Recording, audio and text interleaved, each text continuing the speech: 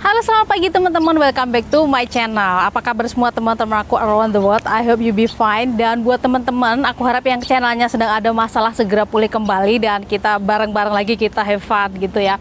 Dan buat teman-teman yang baru datang, welcome to my channel. Terima kasih udah visit my channel ya. Oke teman-teman, di video aku kali ini aku mau sharing tentang masalah perlindungan tenaga kerja yang ada di luar negeri, TKI di perlindungan TKI di negara-negara penempatan termasuk di Hong Kong dan di negara manapun gitu ya. Ini aku mau kasih tips teman-teman, mau kasih tahu sharing-sharing tentang experience aku tentang bagaimana sih perlindungan yang ada di luar negeri gitu ya. Teman-teman, kalau mungkin teman-teman ingin menyampaikan usul ingin menyampaikan pendapatnya, bagaimana sih sebaiknya perlindungan tenaga kerja Indonesia di luar negeri, teman-teman bisa ditulis di komen ya, di komen aku gitu ya. Nanti kan bisa aku sampaikan ke organisasi besar di Hong Kong yang mereka menangani mereka membantu permasalahan masalah TKI, yaitu mereka yang akan menghubungkan langsung ke ke pemerintah Hong Kong ataupun ke pemerintah Indonesia gitu ya. Itu keren banget ya, di Hong Kong itu meskipun kita TKI, kita tuh bisa boleh mendirikan organisasi asal syarat dan ketentuannya kita bisa memenuhi ya, karena dari situ, dari organisasi-organisasi itu akan ada permasalahan yang mungkin mereka tidak paham akhirnya, karena kan setiap orang kan bidangnya masing-masing gitu ya. Contohnya dari TKI misalkan ada permasalahan apa, itu kan pemerintah nggak tahu. Jadi dengan ada organisasi itu mereka bisa tahu dari penyampaian kita ke mereka gitu ya. Jadi teman-teman bisa komen di bawah video aku, nanti aku sampaikan ke teman-teman yang punya organisasi gitu ya. Jadi mereka bisa menyampaikan gitu ya. Di sini aku mengulas ya, ada beberapa hari terakhir ini, yaitu tentang masalah TKI yang terjadi di Hong Kong, yang masalah kayak hot news banget gitu yang sedang terjadi di Hong Kong gitu ya. Kita sedih banget ya, karena Hong Kong itu adalah negara yang aman, negara yang ibarat kata tuh, kasar kata itu 99% itu mereka itu mentaati aturan gitu. Jadi ketika ada masalah besar yang terjadi itu, terkadang itu membuat kita tuh kaget dan gempar gitu ya. Ini masalah kemarin beberapa hari itu, yaitu banyak banget diulas, banyak banget di-show-up di media-media. Salah satunya aku membaca di di Kartini Indonesia itu ya.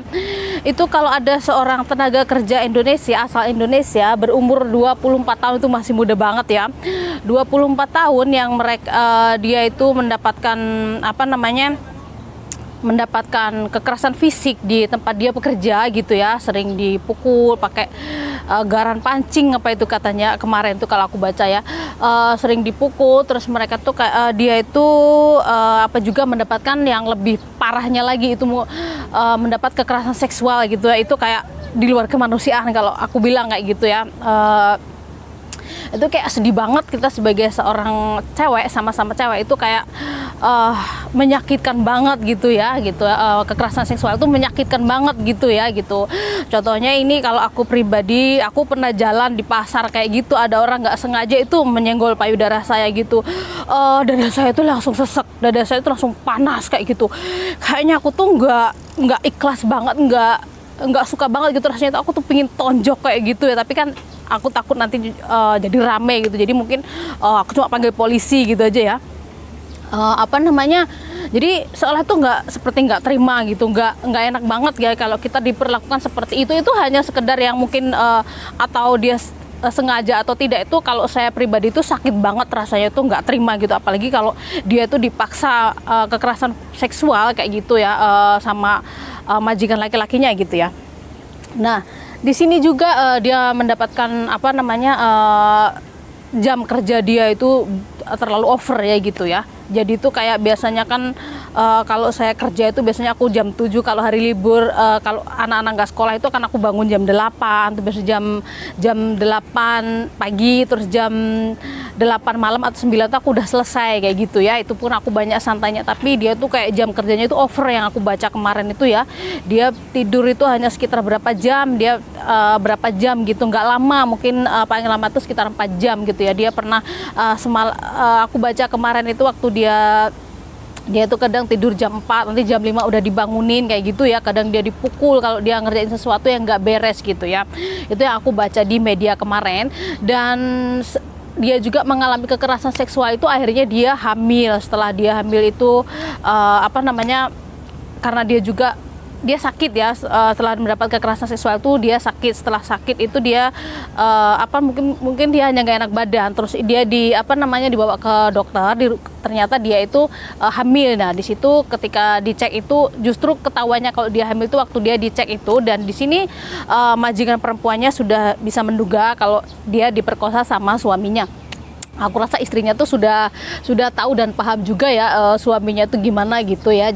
Di situ juga dia langsung bisa nebak kalau itu teman kita itu dihamili sama suaminya gitu. Akhirnya dan diparahnya juga itu disuruh menggugurkan. Jadi majikan perempuan itu disuruh menggugurkan gitu ya, menggugurkan kandungan itu. Jadi kayak sesuatu yang tekanan itu kayak luar biasa banget gitu. Kalau aku sebagai cewek ya, aku tuh sudah sudah dapat kekerasan seksual, dapat tempat kerja yang kerjanya tuh over, terus lagi itu setelah ketahuan hamil juga itu disuruh menggugurkan. Kayak itu kayak banyak banget, kayak bertumpuk-tumpuk gitu kayak masalahnya itu ya. Nah di sini akhirnya pemerintah Indonesia, KJRI itu juga setelah membaca berita, mendengar hal itu, dia langsung ditangani ya gitu. Dia langsung biasa mengirim orang untuk datang ke agensi. Biasa yang pertama dihubungi adalah agensi di mana dia dulu penyalurnya dari Indonesia itu dari PT mana, alamat Indonesianya di mana, agensinya di mana, itu dokumennya itu langsung diurusin sama agensi, sama konsulat ya. Konsulat langsung mengambil tindakan ya. Di sini teman-teman yang baru datang dari Indonesia itu teman-teman harus harus paham banget ya masalah kalau nanti kita ada masalah kita harus mengadu di mana. Kemarin aku dengar itu dia katanya mengadu, dia sudah bilang sama agensi tentang kondisi kerja dia sama agensi, tapi agensi mungkin nggak tahu pasti ya, disuruh bertahan dulu ya. Memang benar sih karena dalam situasinya corona seperti ini di Hong Kong itu susah sekali untuk menerbangkan orang masuk ke Hong Kong. Sekarang kan penerbangan dari Indonesia juga ditutup gitu ya. Jadi memang kita nggak bisa terbang pulang ke Hong Kong, nggak bisa dulu terbang ke Hong Kong dulu gitu. Jadi memang susah gitu ya. Kita juga nggak bisa keluar.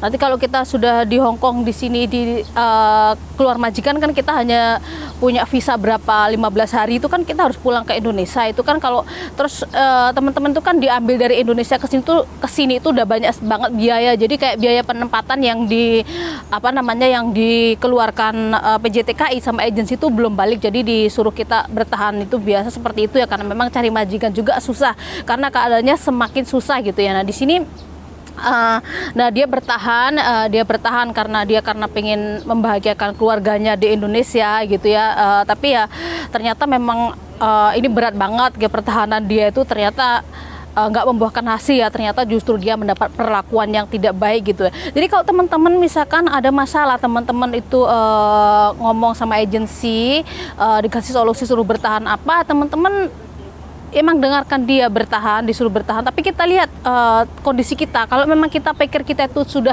benar-benar tidak mampu di luar kemanusiaan kita, ya kita harus cari cara gitu ya. Nih buat teman-teman, kita lebih menyayangi diri kita sendiri gitu ya. Kita jangan sampai merugikan diri kita sendiri gitu.